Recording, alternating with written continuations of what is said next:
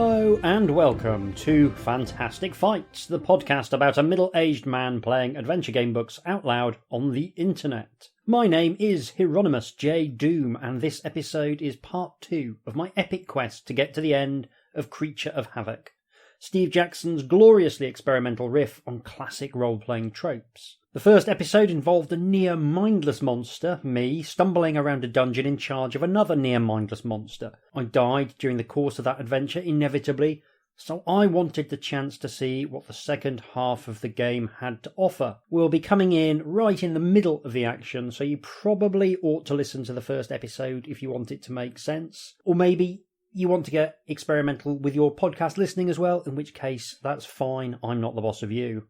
Before we get into that, there's a few brief notices. The first is that I have a new patron to thank. Yes, my undying gratitude goes out to Kenneth for putting their hand in their pocket to support or enable my ongoing midlife crisis. You can do the same by going to patreon.com/hjdoom and pledging as little as a single English pound or local equivalent. Any and all support is deeply appreciated. It's a particularly good time to get in on the action since I've just released a new reward in the form of my brand new role-playing game, Percent Killbot. Anyone who supports me gets a copy of my gamebook, House of the Unquiet Dead, my wordlessly stupid D&D retro hack, Dungeon and Daggers, and now a brand new collaborative role-playing game for 2 players about cyborg soldiers coming back from the war and trying to adjust to civilian life. If you've ever wanted to roleplay a person with lasers for hands, having a nervous breakdown at a children's birthday party, I can confidently claim this is the game you've been waiting for.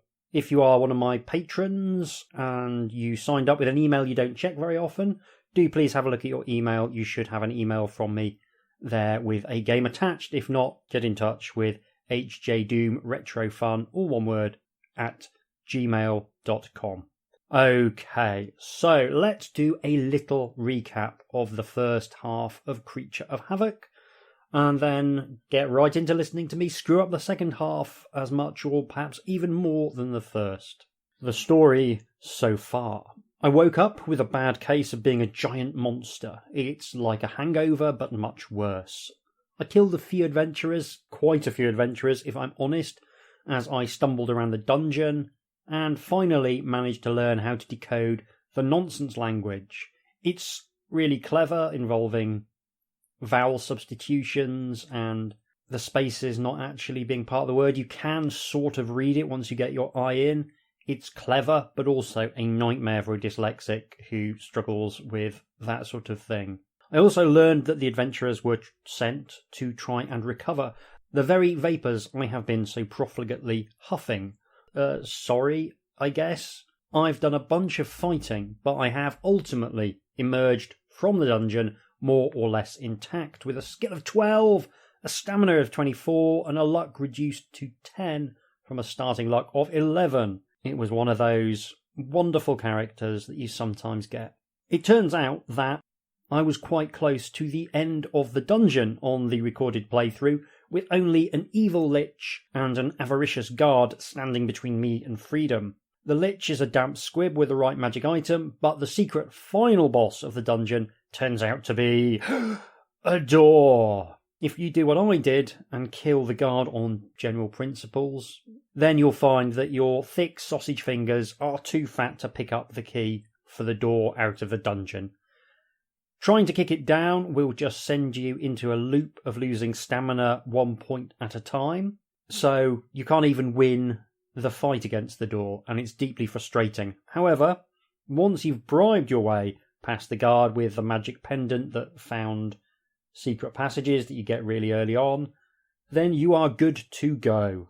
I've still got a crystal club, which ought to be useful. I've been lightly dusted with magic elven dust, which means I assume I sparkle like Edward Cullen if he was a 400-pound gorilla monster with an attitude problem. I've also learned that I'm a test subject intended initially for work in the mines, but that I can make contact with another test subject who has the Legionnaire number 29, and that test subject might tell me something useful in the testing grounds. I still don't have a name. That makes me sad. So recap done, let's delve right back into Creature of Havoc as we take our first steps outside the dungeon. Don't forget, there's a nice little special rule whereby you can death blow things if you roll a double in combat. The guard draws a bunch of keys out of his pocket and opens the metal door to let you through. You grunt in thanks and begin climbing the steps. At the top, you find yourself in a cold, stone-walled room with a large stone platform in its centre. Carvings and symbols decorate the platform, which is lit up by a beam of light from a crack in the ceiling. You edge around the room until you reach a door, which you shove open. The sight which greets you makes your eyes open wide. Space! You have escaped from the dungeon and have emerged into cool night air. Slowly, you survey the landscape, your mind filled with wonder at the space all around. You appear to be standing in an open field in which stones have been fixed in regular rows. Some lie down flat on the ground and some are standing up. To your left, near the edge of this field, is a large building with a tall, pointed roof. On the other side, to the right, is a wood, and a path leads straight into the wood from where you are now. So I think we're in a churchyard. Or a temple yard, I guess, in a fantasy world. They seem to be like gravestones next to a church is very much the ambience. Overhead, a huge white orb hangs in the sky, giving some light.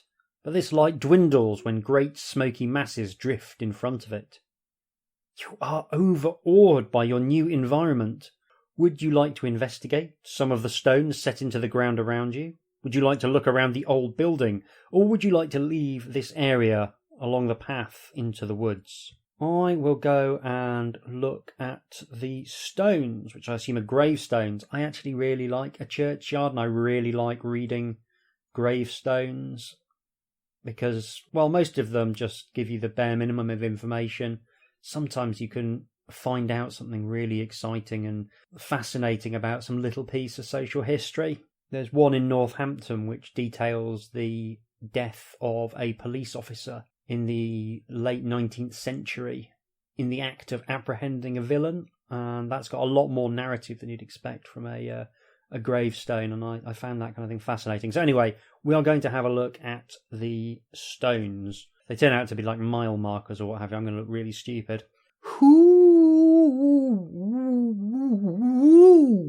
A bird's cry pierces the night air as you step through the mysterious stones, looking for anything unusual. You pause by a tall, smooth black stone and study the writing on it. Here lies Sogarth Foulblade, smitten in the scullyweed plague, leaving good wife Melinia and sons Chard and Seth. May Clorician take his soul. See, that's a nice bit of detail. Not far from this is an ornate stone covered in small carvings of winged creatures and fierce-looking gargoyles. Its inscription is in smaller print, and you must step right up to read it. The ground is cursed where I, Donag Hagdurag, lie. Let no man or beast dare set foot on my grave, lest he feel my wrath, and the ground open up to disembowel his miserable body. Donag Hadarag, necromancer of Coven. Not often you get a threat on a gravestone in the UK, as a rule. Don't know, maybe that's what I'm going to have on my gravestone when I die, some kind of dire imprecation against those who come after me. That's assuming that I get buried at all and not just eaten by starving young people hunting for food in the post-apocalyptic wasteland. You look to the ground and see your own foot planted squarely on the centre of his grave. Will you wait to see whether or not the threat is an idle boast, or turn and find somewhere to hide? I mean, I'm just going to have to wait and see, because this is an awesome little vignette. You turn to look at a gravestone, keeping one eye on the grave of Donag Hagdrag, and listening for warning signs.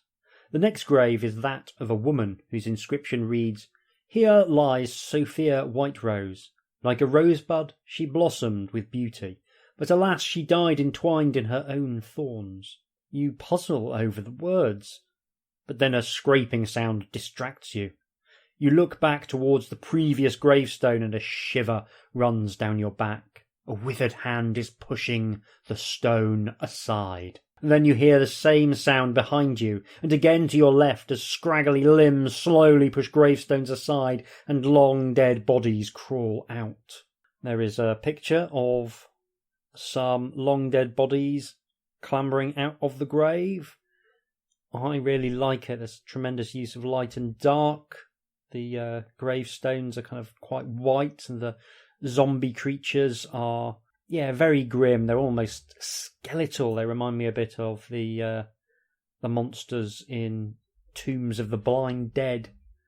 If anyone else is a fan of that series, that's a niche shout out right there. You kick the nearest gravestone closed. It slides back into position, severing the protruding forelimb, and a muffled expression of pain comes from the undead creature below.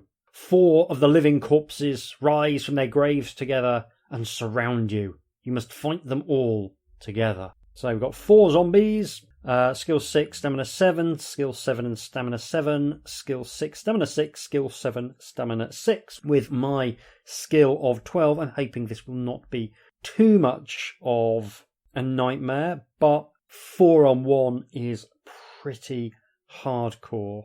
So I am prepared to be losing quite a bit of stamina potentially. I'm going to roll some dice. I have defeated the zombies. I took 4 points of damage, reducing my stamina to 20. It's been a while since I had a character with absolutely maxed out skill. And it does make a big difference. I got in 2 death blows as well. First zombie I death blowed on the very first round, which was brilliant and really, I think, helped tip the balance of the fight in my favour. So, took a while, but a nice little fight to open the episode with. Undead creatures do not die. After the battle, their battered remains slink back into the graves from which they came, and the stones shift back into position. Perhaps you have won this battle, or perhaps they are simply regenerating within their graves. Either way, you decide not to wait to find out. Will you take the path to the east into the wood, or do you want to try looking around the rest of the graveyard for anything unusual? Well, I'm not done with this graveyard yet, so we'll have a bit of a look around. There are a number of crypts around, but you choose to enter one which is larger than the others. You slowly push the door open, and it creaks on rusty hinges. The room inside is dark and empty, except for the great stone tomb standing in the centre of the room. Your claws clatter along its surface as you walk around studying it. Suddenly another sound catches your attention. The sound of slow, shuffling feet coming from outside the crypt. You open the door, and just as quickly slam it shut again. Advancing towards you from the gravestones with staring, lifeless faces are a dozen living corpses. No doubt they are intent on ridding themselves of this intruder. Your eyes dart round the crypt for a hiding place, but there is none. In desperation, you grasp the lid of the tomb and heave it aside. It is empty, but something is happening on the floor of the tomb. Your removing the lid seems to have triggered a secret catch, and the base of the tomb has begun to rumble. It slowly slides aside to reveal a narrow staircase leading downwards. Do you wish to see where the staircase leads, or would you rather take your chance with the army of zombies arriving at the door? I think 12 zombies is probably beyond even a giant gorilla monster's abilities to handle. Slightly annoying to be going from one dungeon-like location to another, but hey-ho, that's life. I think we're going to go and see what's in the bottom of this dungeon. You follow the staircase downwards, your huge feet desperately trying to maintain their balance on the narrow stairs. Test your luck. It does have to be said that there are a number of points in the earlier part of the adventure where you can die from basically having 2 left feet, so let's hope this isn't another one of those. Good lord, I failed. That's an 11. Luck of 10, I have failed. That's unfortunate. The creatures are now at the door of the crypt and entering. You hurry off down the staircase. Pebbles, rocks, and even parts of bodies rain down on you as you descend the stairs, thrown by the hideous creatures on the surface. You try a little too hard to get away from them quickly. Your foot slips on a loose rock and you tumble over and over down the stairs. Unfortunately for you, this staircase has been designed for unwanted visitors. At the bottom of the stairs, a dozen sharp iron spikes protrude from the ground. There is nothing you can do to prevent yourself landing squarely in the centre of the spikes. Your death is instantaneous. Okay, so, that is a swift death.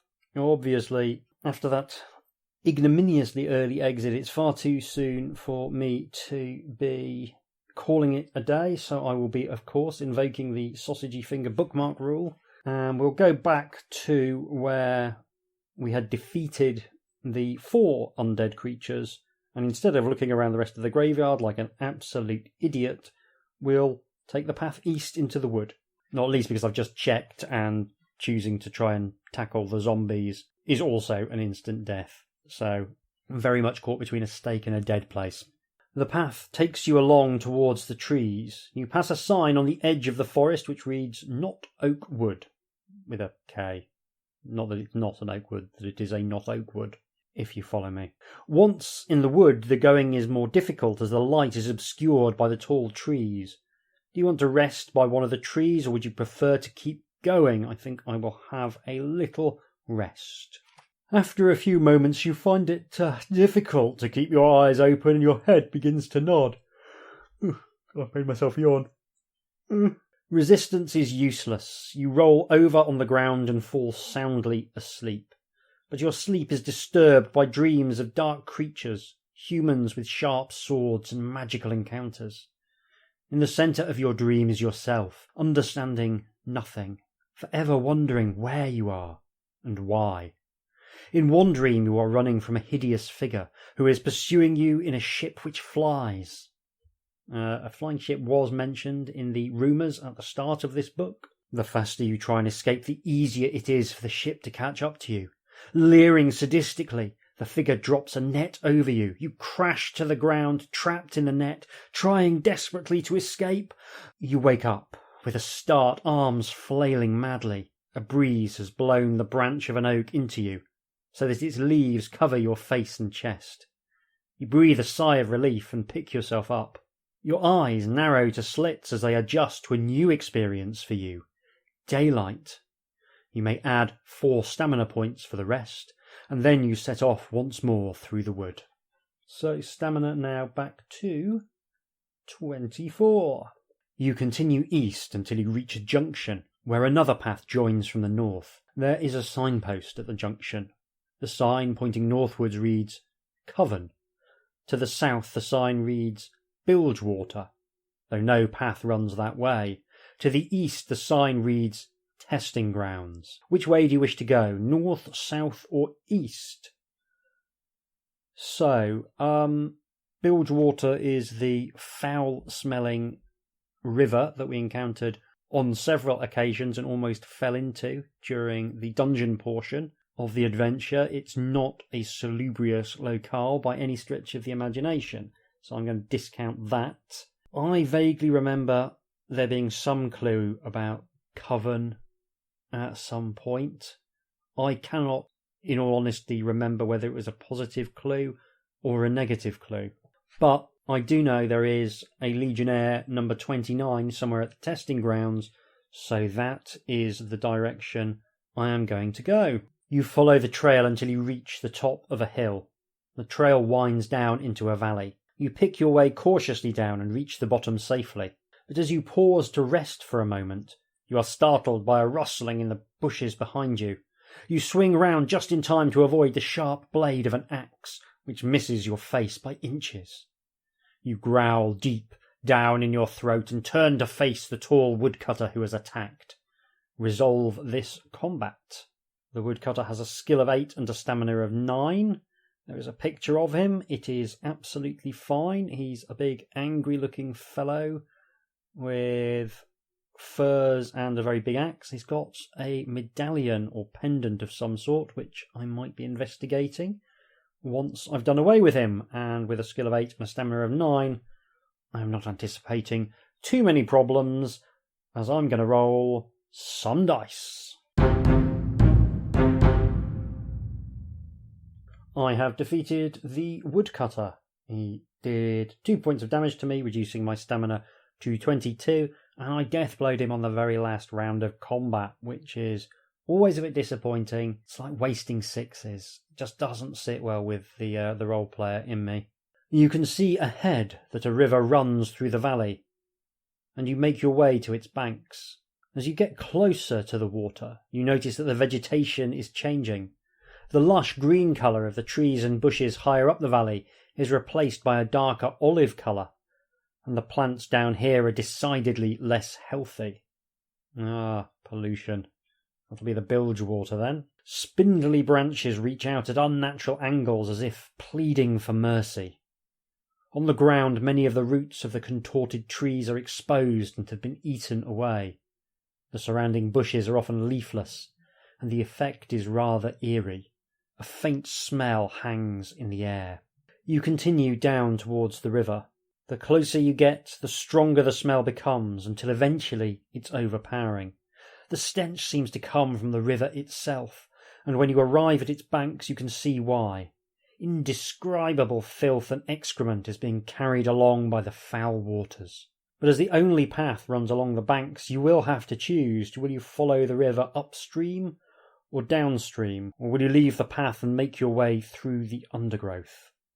So I'm going to take a guess that the filth and excrement is coming from the testing grounds. I'm sure that the various giant monstrosities along the same lines as I am are using it as a latrine. So if I want to find the source of the contamination, I do need to go upstream. So that's what I'm going to do. Unless the river was made foul by going through Xander and Mars' dungeon, that is also a possibility. But anyway, I've decided now. You follow the river up the valley until you reach a point where it comes out of a cave in the side of the hill. There is no path into the cave, just the river. If you want to turn around and follow the river downstream, you can. Otherwise, you can either jump into the river, no, and follow it into the cave, or forget about the river and stomp off through the undergrowth. I guess we're going downstream then. You pick your way along the riverbank, following it downstream. The going is not easy. At one point you must climb carefully down a rocky cliff, where the river passes over a waterfall. Eventually you reach a calm pool where the waters slow and spread over a wide expanse.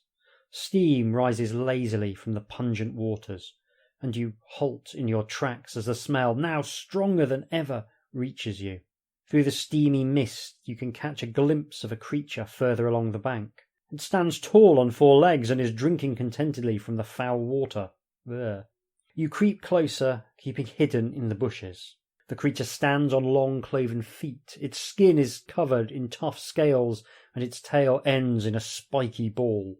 Its head is sleek and serpent-like, with long, thin tongue that darts in and out as it drinks from the river. It has not noticed you.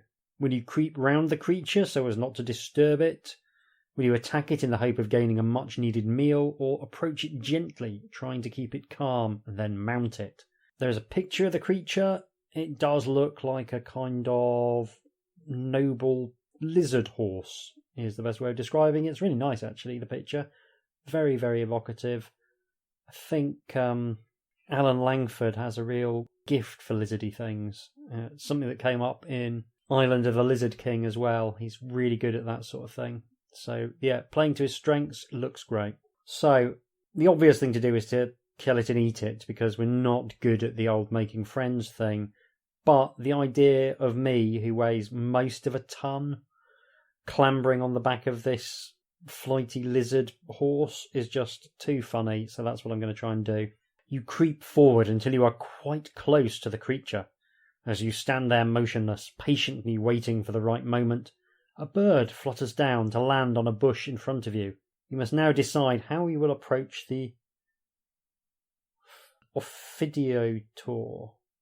The Ophidiator that you have encountered. So it's a skill test, and we need to get below our skill of 12. Shouldn't be too bad.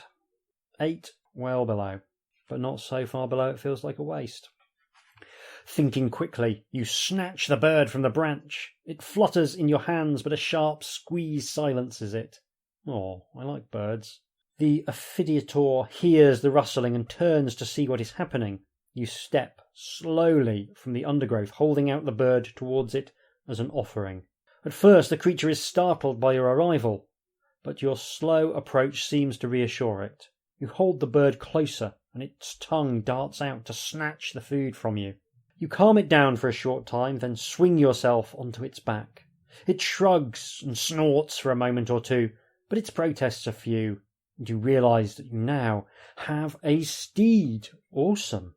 After allowing the Ophidiator to drink from the river, you grasp its neck with your wide fingers and dig your heels into its haunches. Without warning, the creature turns and gallops off into the undergrowth. Its strong legs take you faster and faster through the woods. Branches catch your legs and arms while you are hugging the Ophidiator's neck tightly for balance and to protect your head.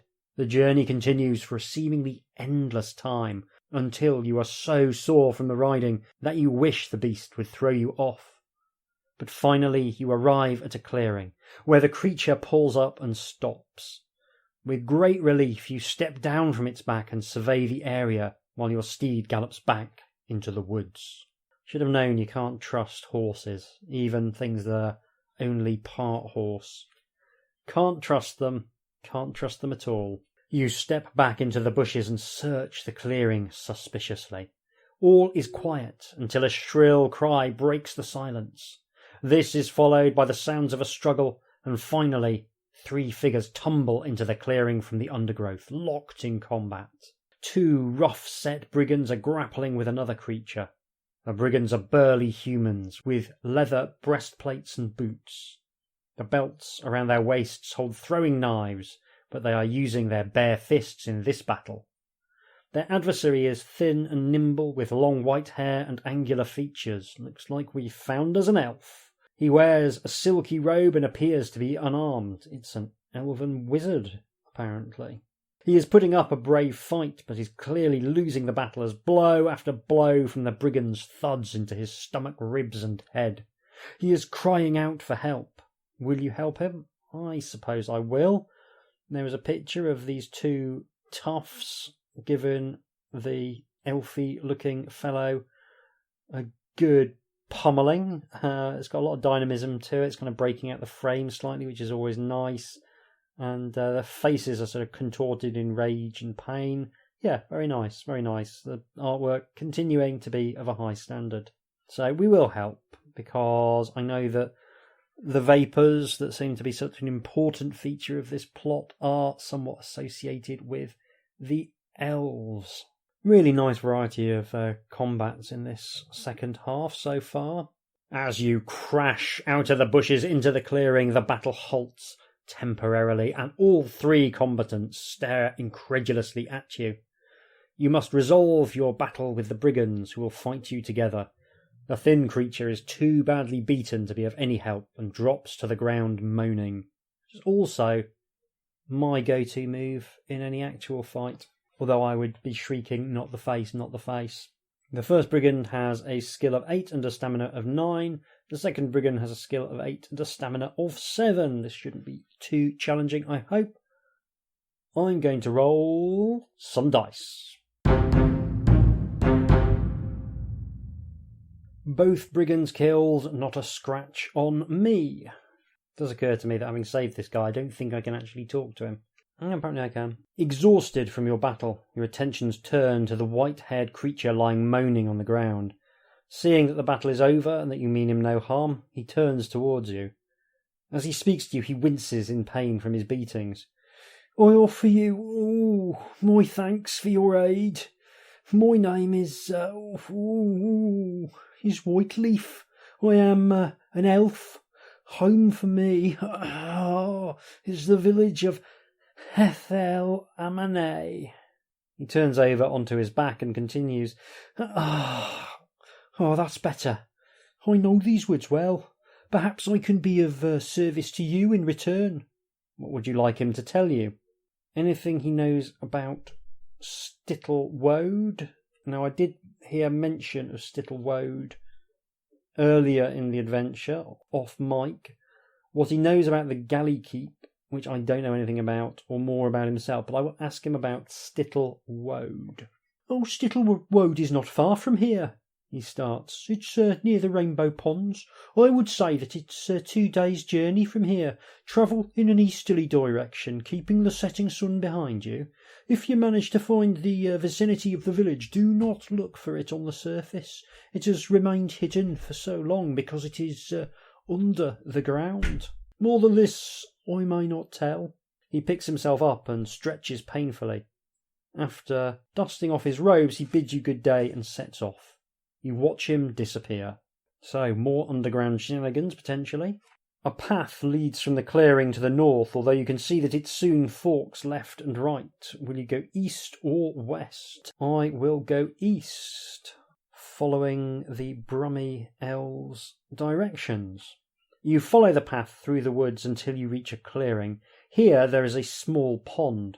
The water is not stagnant, as a small stream leads from it deeper into the woods, and it is a favourite watering hole for the woodland birds, although they flit high up into the branches when you arrive.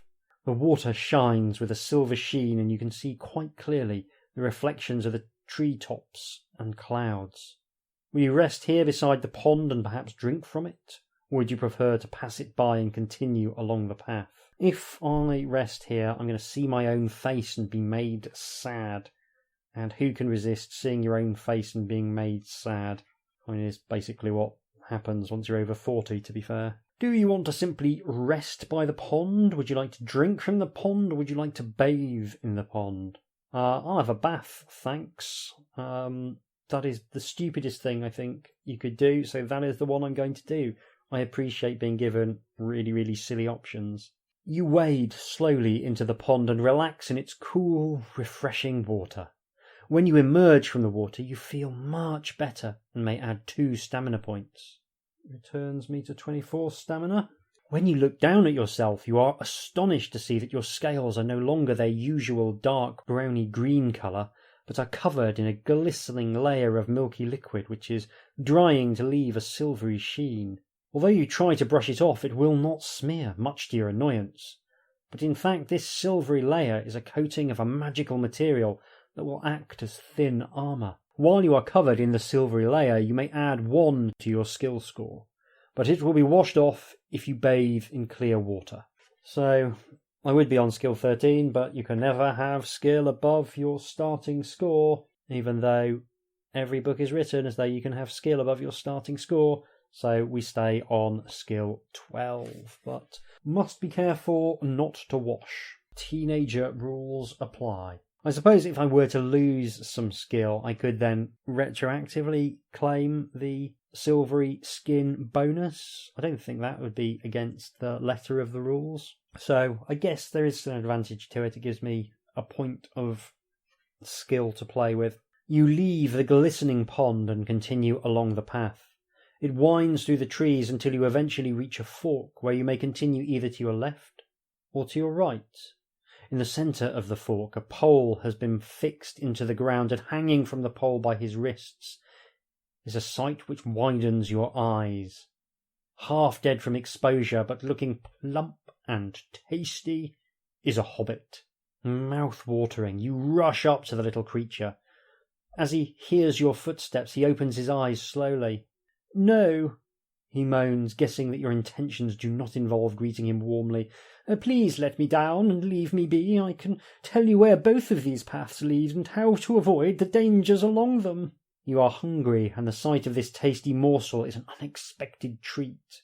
Will you cut him down and make a meal of him, or will you cut him down, listen to what he has to say about the paths ahead, and then release him? Sad that there's no option to cut him down, listen to him, and then eat him. I don't trust hobbits, especially not hobbits who are this posh, so I'm going to eat him. You ignore the pleas of the miserable little creature. After chewing through the rope to cut him down, you put him out of his misery and feast ravenously on his tasty flesh. I mean, someone put him on that stick for a good reason. All I've done really is just hasten his end. I'm a humanitarian or a hobbitarian, I guess in both senses of the word. restore your stamina to its initial level, which is where it already is. You want to go left or right? So I guess we go left because we do like a left. Gotta have a system. The path continues through the undergrowth, but the going becomes more difficult. You soon find it hard to tell which way the path leads, as the whole area is so overgrown. You peer through the woods ahead, and there seems to be little of interest, although an area to your left seems to be unnaturally dark. This could just be a cluster of broad-leaved trees blocking out the light, or it could be something else. Do you want to try beating your way through the vegetation towards it, or will you turn round, follow the path back to the fork, and take the other direction? I'm going to try beating my way through the vegetation towards it, because I am intrigued. I love a forest adventure, I really, really do. I think Forest of Doom is still probably overall my absolute favourite in terms of playing. There's other ones that I like more for the way in which they've been written and the cleverness of the design, but I do really love Forest of Doom. You pick your way through the woods towards the shaded area. The thick vegetation makes it impossible for you to travel in a straight line, and you find yourself turning this way and that to pick up the easiest route. Eventually you reach the shadowy patch and discover, to your disappointment, that it is a tight thicket of tall heaven-stripped trees, their leaves desperately thirsting for the sunlight from above. You turn back towards the path, but where is it? You have no way of knowing which way you've come from, and your eyes scan the wood for familiar signs. Acting on a hunch, you finally set off towards the spot where, you hope, you left the path. Well, that was a nice little way of undercutting the usual magical encounters. Turns out sometimes you can't see the trees for the wood. You make your way slowly through the undergrowth. Your progress is very slow. Your bulky body is impeded by branches and vines. The going is both difficult and tiring, and you are not certain which way you should go when all directions look the same. You try various different directions until you find yourself passing a tree which you can remember passing just a short time before. You've been travelling in circles. Your anger builds and you thunder through the foliage. An unnatural click beneath your foot should have been a warning, but in your rage, it's a warning which you choose to ignore. An instant later, the trap has sprung. Your foot has stepped into a rope noose attached to the supple stem of a sapling. The noose tightens around your ankle, and with a whip-like action you are hoisted into the air until you dangle helplessly from the tree top. There's a classic. Also, I seem to recall basically in Forest of Doom, but I'm not going to quibble because it is a classic forest encounter. Your attempts at freeing yourself are all to no avail. Night comes, followed by the morning sunrise. Birds are beginning to circle round you, and you are feeling decidedly weak. But in the distant sky a tiny shape comes into view. As it comes closer you realise it is not a bird. It is much too large to be any living creature, and its size eventually frightens off the bird circling above you. All right, I'm not dead yet. When it comes close enough for you to see, you can make out its shape clearly, although it is something with which you are not familiar. A huge vessel with billowing sails above it is heading towards you. You watch as it gets closer and closer, and eventually stops over you. A pole is lowered over the side. It grabs the rope from which you are hanging and hoists you up to the deck. You are too tired and weak to resist, as rough hands shove your neck through the nearby guillotine. This foraging expedition has been most successful. The crew of the galley keep will have a hearty meal tonight.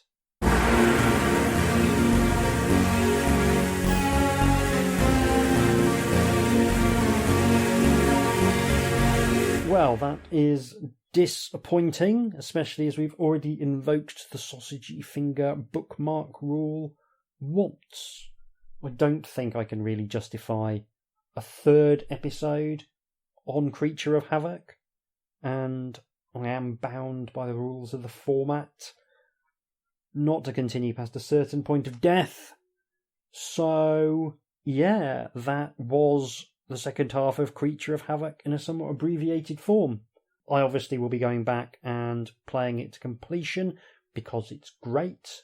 But I'll be back in a couple of seconds in your time with some of my closing remarks. Tatty bye. It's hardly surprising that I died. The second half is no less deadly than the first. There's a plethora of traps and sudden death to be had. I don't actually mind that, provided the deaths are interesting and varied, and that is certainly the case here. There's all manner of ways to meet a sudden and untimely end in Creature of Havoc. You can sink into a bog, be eaten by sky pirates, vivisected by esoteric organ harvesters, or turned into a mindless slave by a tricky witch. If you're going to do a deadly book, then you need to make sure that you're providing a bit of entertainment with every death, and Creature of Havoc delivers in spades. I also like the fact that there is a definite second half to this book, because having exhaustively beaten the first half, it was nice to have an obvious reset point where I could go back, start a new character, and just assume that I'd done all right during the early going. It's actually fairly easy with a good character to get through it with minimal damage and with minimal loss of luck. So I just create a character, list all the items, reduce their initial luck by 1, almost like a save point. I very much like it, especially with a book that is longer than the average. At 460 paragraphs, this really is mammoth by the standards of fighting fantasy. It is proper hard, though. There's a section in the swamp that is completely fatal unless you have a companion with you, and you have to do something very specific in order to get the chance to even save that companion. And because Steve Jackson is completely obsessed with hidden sections, there are 0 clues in the murder swamp that you need someone along to help you survive the murder swamp. Instead, you have to be aware that certain paragraphs have hidden exits if you deduct 52 from them. It's paragraphs ending in a 7. That's a lovely bit of design, enabling you to double up on many locations. So there's almost an entire different swamp hiding behind the swamp you initially encounter. It's so cool when you get it right, but at the same time it feels mean-spirited in the extreme not to provide some kind of clue when you die, because you really are flailing around in the dark, and it is clear that you need to go to the swamp in order to get a particular magical item to give to some horrible old women, and so you can end up fruitlessly, exhaustively trying to battle your way through, only to realise that every single path leads to certain destruction. And there are a lot of hidden sections too. It's another book that seems determined to make life hard for the cheaters. It's not even the simple form where you get an item with the number 132 written on it. It's all about adding or subtracting numbers from other numbers in order to make it all even more bewildering. Once again, we see a tremendous concern that some people might be doing it wrong, and all must therefore be punished. There are some bits that genuinely landed for me, like the secret swamp made me gasp out loud when I finally managed to find my way into it. And I love the pendant in the first part that helps you find secret doors, because those are by their very nature secret, and it makes sense not to flag them in the text. But there are quite a lot that just feel like complication for the sake of complication. The times where it lands, they're amazing, but for the most part, it winds up being a bit of an annoyance. I also think that it's more than just a game design choice, because I think it's trying to retain a sense of immersion, because it can be jarring when a gamebook describes a scene and then gives you 2 sensible options that clearly relate to the scene, and then a third option that makes no sense. Why does it matter whether or not I have a parrot? One might ponder, especially given that the room seems to be on fire. Hidden sections help preserve a sense of immersion, and that does have a value, but at the same time, they make it very hard to work out where you went wrong, and so you end up having to brute force it like one of those extraordinarily difficult point-and-click adventures from the 80s and 90s, where eventually you would just go up to every interactable object and rub everything in your pockets against them in the hope that one of them would turn out to be right. And so there is a value to the book asking you about parrots at a moment of high drama, because it means that you'll be looking out for bird cages on your subsequent playthroughs. And that's the crux of the matter. Subsequent playthroughs. Because there's actually nothing more immersion breaking than being able to do the same story twice and make a different decision. If you want to really immerse someone in a story, the thing to do is to constrain their choices, but write it really well so that it feels real. Constrain them enough and suddenly you've written a novel. That's what you've done. You've written a novel. That's great for the suspension of disbelief, but it's no longer a game. Those things of being a game and a book, they're in constant tension. Now, a role-playing game gives the characters much more freedom, but that comes at the cost of literary merit. I'm not saying that role-playing games aren't art. Far from it, but I am saying that role-playing sessions don't have literary merit because they aren't literature. They are, for me, collaborative performance art pieces. What game books bring to the table is that combination of literary merit with gaming. But they are still games, and that means sometimes you have to make a sacrifice of literary merit in order to make a better game. And I can't help but feel that is a sacrifice maybe Creature of Havoc should have been a bit happier to make. Now, don't get me wrong, Creature of Havoc has one of the best stories I've encountered in fighting fantasy. It has really interesting themes of humanity and monstrousness and the othering of outsiders, and the denouement, where it becomes clear that the entire story that's been told is intensely connected. That is a satisfying moment.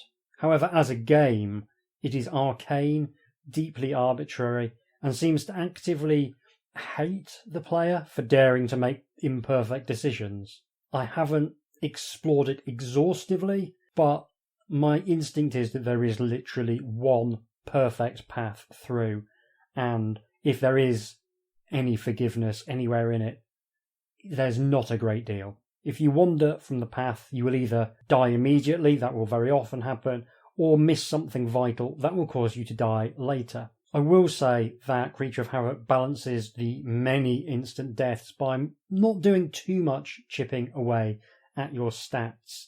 It's fairly generous with luck and very generous with stamina, and there aren't many places where you can lose skill. The fights are mostly very doable. You aren't generally going to be hemorrhaging health if you've rolled a decent character, and as with many of these, if you haven't rolled a decent character, you're just not going to get through. And I think that's a necessary and interesting balancing factor. If you're going to be serving up a buffet of instant death, the least you can do is bottomless Sprite refills on the side, where stamina gains are obviously a soft drink in this metaphor. If it sounds like I'm down on Creature of Havoc, I'm really not, or at least not much. It's pushing the envelope. It's daring to be completely different to anything that came before, and as a pure act of creativity, stands at the pinnacle of what is possible within the classic fighting fantasy milieu. It's intensely memorable for just how much it is chafing at the constraints of the format and how hard it is trying to tell a unique story. I love how it interrogates fantasy cliches. I love how much it feels like part of that odd British desire to undercut and satirise genre conventions that we actually love. I'm a big 2000 AD fan, and this feels like a story that would be entirely at home in the pages of the galaxy's greatest comic. Also, the contrast in tone and feel between part 1 and part 2 is really strong. I hope that came over in the playthrough. I spoke in part 1 about the power of inverting the traditional structure so that the dungeon is not at the end of the adventure, but at the beginning. And when the dungeon is so expansive and claustrophobic at the same time, the feeling of being released from captivity underground and suddenly being able to pick a direction or a landmark and just head towards it, that is a very powerful experience in the game. Also, you should totally look at a map of the dungeon because the design and the layout is a thing of beauty. There are some great locations in the second half of the game, although none quite as well fleshed out as the dungeon environment which we open with. There's lots of different settings and you get to do a tour of lots of different ones, which I definitely appreciate. Alongside that, it's not just aesthetic changes, but how you react to the world changes as well. So the early game rewards you for acting like a brute, but when you emerge into the world above, you've got more faculties of thought available to you, and it feels like you're able to take a more considered approach, although the book never lets you forget that you're a monster with a monster's appetites. Indeed, it feels like all the humans you come across are antagonists just waiting to be eaten. There's a vital part where siding with a down-at-heel half-orc in a fight is the only right option for progressing. It's the character you need to befriend in order to survive the swamp. There's another nice little bit of design where if you mess about in that village for too long, the half-orc will already be dead when you go to leave. So there's a time pressure on it, and I love time pressures and the use of the passage of time in adventure game books because it's quite hard to do. As well as that village, you've also got the village of Dree, a deadly and dreary location full of hideous biological experiments, kind of like failed iterations of the very monster that you yourself have been turned into, and a lot of cruel hags. It's like going on holiday to Barnsley by a mistake. It's just awful. The aesthetic is reductive in terms of all the evil women being elderly and not conventionally attractive, but it was 1986. It's also just a big old trap. Nothing good happens in the village of Dree, much like in Barnsley. It's a place of unrepentant evil. The fact that no one is frightened of you when you rock up, that acts as a sort of clue that this is not a good place. You are just part of the scenery, which is really weird. In the other village, people are terrified of you and rush to hide or fight. It's another great use of contrasts. There's a lot going on in terms of the plot, and almost all of the rumours, the 20-odd pages of intro at the start of the book, get paid off at some point in the action. But it does mean that it can be quite hard to keep track of everything going on, remembering all those little clues and bits of foreshadowing. It's even harder when you're trying to beat the book to a deadline. I don't think I got to experience quite the best side of it because I needed to beat it in a single day thanks to various commitments that I've got. I recommend not doing that and playing this one slowly and deliberately, definitely making a map for all that I consider that to be basically heresy, and making notes as you go of anything that strikes you as interesting. There's so much in there that it can be a bit overwhelming, and I think writing stuff down, highly recommended. Given how complicated everything else is, it's a relief that the combat is basically always straightforward. By putting in one big new rule, the death blow, into the combat, that already makes the combat feel fresh and exciting. There's not really any need to add spot rules on top. Most of the fights are pretty standard, although there are quite a lot of multiple opponents as well, and that's a great call because the multiple opponents is where the death blow mechanic really shines. There's one specific fight I want to call out. It's towards the end. It's actually a trap disguised as a fight. You come across a skeleton creature. It's fairly easy to beat, except that if you don't flee the room immediately, the bones reform and you have to fight it again. Beat it this time, and you then have to fight it for a third time, and then you notice that on beating that, it sends you back to the fight you've just come from, and so it becomes clear that you will be fighting the skeleton until you get unlucky enough that it kills you, however long that takes. It's really, really cool, and as soon as you spot the repeating pattern, you think, oh no, I'm dead. But at the same time, it's going to take an awful long time, and you can sort of almost imagine that fighting tooth and nail to the last point of stamina in the doomed hope that somehow this will be different and that you won't get sent right back to the start of the fight. I just love it. I think that's a great set piece and a great way to kill you without outright saying you are dead. Okay, that's probably enough rambling about Creature of Havoc. It's well worth your time and effort, but do be prepared to die early, die often, and be somewhat frustrated at times. That is all for this episode. I'm going to be back hopefully in a couple of weeks with a bonus episode that's been on the cards for literally ages. Oh, and I forgot to mention at the start, but I've got a new EP out at the moment. Yes, not content with being a hack podcaster, a hack writer, and a hack game designer, I'm also a hack musician. I mostly make experimental noise and drone music, but every once in a while I like to record something with an actual melody. And my new EP, recorded under the name Sorrow Tree, is 4 tracks of dungeon synth, which is essentially the ginger stepchild of dark ambient, classical, and black metal. Imagine a dark fantasy film soundtrack recorded on a child's keyboard from the 80s, and you're probably near the mark. If that sounds appealing, then you can download the EP for free at Malesperi, malesperi.bandcamp.com, where-graves-are-empty, or just Google Sorrow Tree where graves are empty, and that should take you to it. You will also get a chance to hear one of the tracks from the EP, which will be replacing the closing music for this episode. If you want to get in touch with me, you can do so by emailing hjdoomretrofun, all one word, at gmail.com. I love getting emails. Thank you so much for listening. Take care. I'll see you soon.